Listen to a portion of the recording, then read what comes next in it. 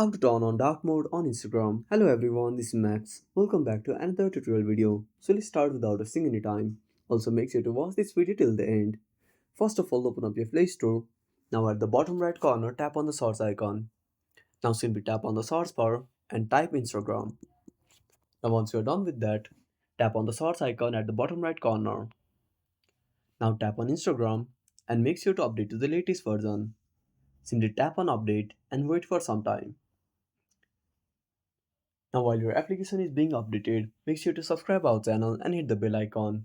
Also make sure to check out other videos on our channel. Now wait for some time until the update is being downloaded. Now once it's done, simply tap on open. Now at the bottom right corner, tap on your profile. Now tap on the three lines. Now scroll all the way down to the bottom. Now find accessibility and translations. Now tap on dark mode. Now simply tap on tone.